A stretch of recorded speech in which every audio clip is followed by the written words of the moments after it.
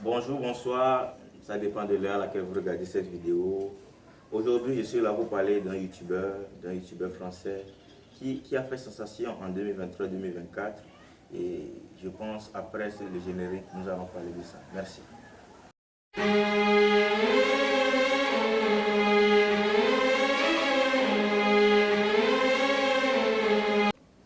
De retour.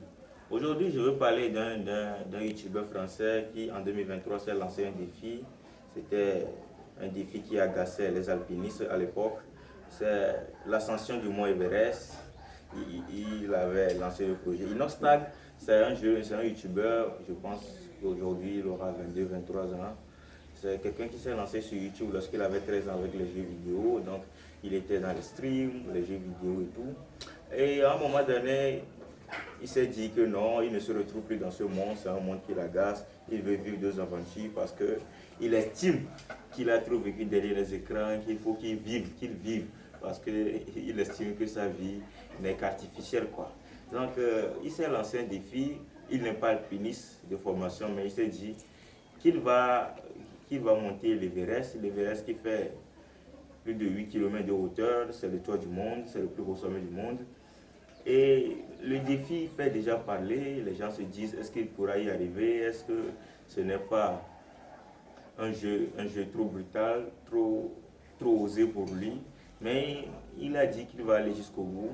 Et moi j'ai vu son documentaire qui était sorti l'année passée. J'ai vu le documentaire jusqu'à la fin.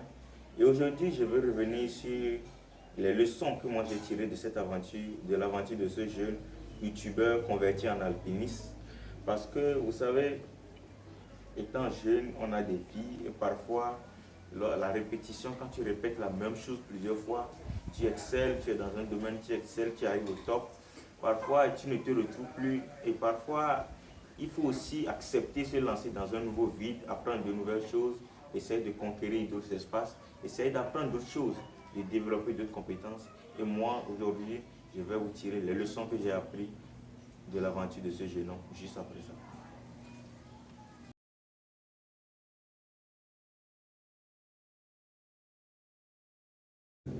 La première leçon que moi j'ai tirée de l'aventure de ce jeune homme, c'est la prise de conscience.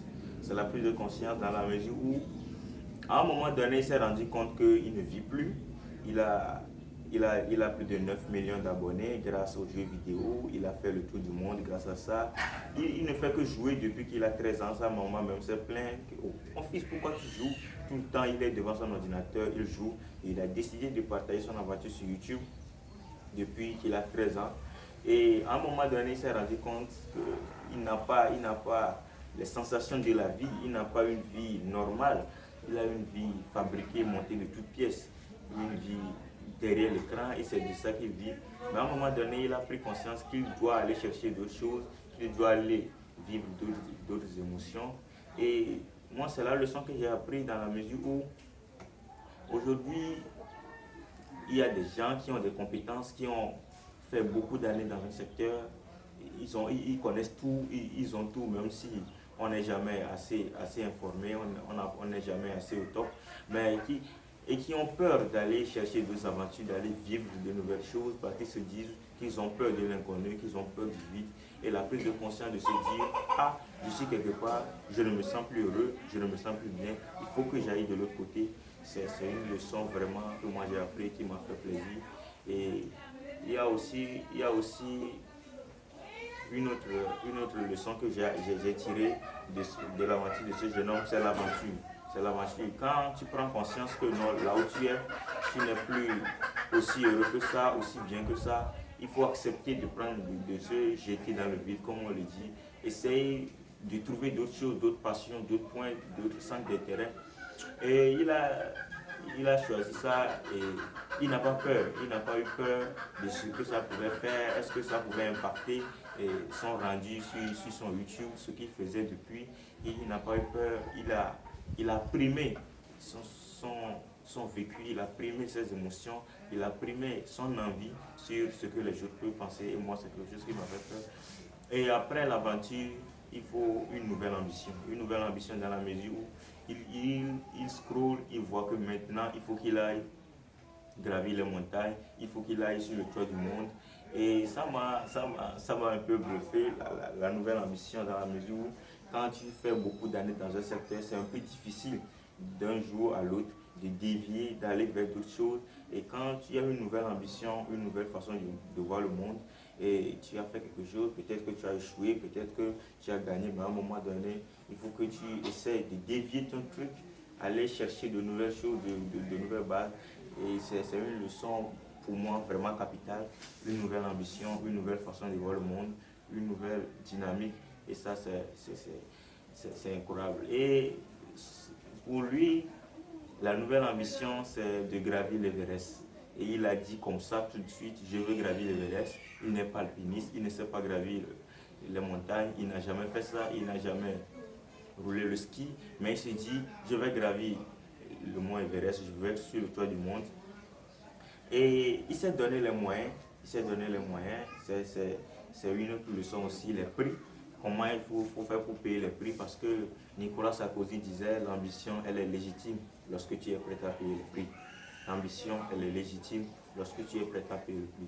Chaque fois que tu seras prêt à payer le prix de cette ambition-là, elle est légitime. Mais il s'est dit, je suis youtubeur, je ne sais rien faire, je vais commencer à zéro, je n'ai pas peur d'échouer. Et si ça ne marche pas, au moins j'aurais essayé, au moins j'aurais vécu de nouvelles choses. Et de fil en aiguille, il a gravi le Mont Blanc, il a gravi, je pense, le Cervin, il y a un mont, le Cervin, je pense, en Suisse. Il a gravi le plus haut mont des Alpes, je pense. Il a gravi le plus haut mont de l'Afrique du Nord. Et il s'est acclimaté, il a gravi les choses. Et il a même gravi à Lada Balam. Je crois que c'est comme ça que ça s'appelle. C'est perçu par plusieurs comme la plus belle montagne du monde. Je pense que c'est comme ça que ça s'appelle. Ada Ablam, je pense. Et il a fait tout ça dans la mesure de s'acclimater et de se rapprocher de son ambition, de son rêve, qui est un jour de gravir l'Everest. Et pour moi, il a payé le prix. C'est du sport, il faut commencer à zéro, il ne faut pas avoir peur de reprendre, parce que la vie, même les plus belles histoires ont une fin. Et quand l'histoire finit, ce n'est pas le personnage qui meurt, forcément. Donc il faut toujours avoir cette dynamique-là de recommencer sur de nouvelles bases, de ne pas forcément avoir peur. Et il a démontré qu'il pouvait aller. Et la dernière leçon, c'est le sommet. Le sommet, parce que après un an de formation, après un an de travail acharné, il est finalement sur le toit du monde, il a monté l'Everest, il a même sorti un documentaire qui s'appelle Kaizen. Et j'ai vu dans le documentaire un jeune homme très, très, très dynamique qui se dit, j'ai tout fait pour être là-bas, j'ai tout fait pour un jour être au sommet. Et même quand il était au pied de l'Everest, il s'est dit, non, c'est gigantesque. Quand tu es en bas, tu vois l'Everest, c'est plus de 8 km de hauteur, c'est le plus haut sommet du monde. Il n'y a rien à dire, ça fait peur, c'est flippant. Mais il s'est dit à un moment donné, je suis là, je suis déjà là, j'ai tout fait pour être ici. Et il n'a pas forcément eu peur de ce que ça pouvait engager. Et c'est quelque chose qui m'a beaucoup fait plaisir. Ça montre qu'un jeune homme de 21 ans, un youtubeur plein, qui pouvait rester dans sa zone de confort, continuer par faire ses jeux vidéo. Même quand il avait lancé ça, ses amis se sont dit, mais pourquoi tu fais ça? Est-ce que tu perds la tête? Mais il s'est dit, je prime mon ambition, je prime ce que je veux, plus que ce que les gens pensent. Et quand tu arrives au sommet, les gens te respectent, les gens te disent, oh, mon frère, tu y es parvenu. Et il est allé au sommet, Et je me souviens, une partie du documentaire, il avait appelé sa famille et il a dit, quoi qu'il arrive, j'aurais eu la meilleure des vies. Parce que l'Everest, ça fait peur, des gens meurent là-bas, c'est à des altitudes, la météo change à tout à coup. Donc, il ne s'est pas dit, il a dit que quoi qu'il arrive, il aurait eu une meilleure des vies.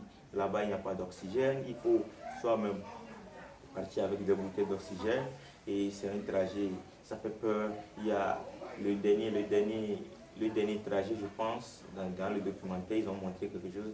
Je vous invite même à aller regarder le documentaire sur YouTube, c'est plus de 47 millions de vues, c'est vraiment incroyable.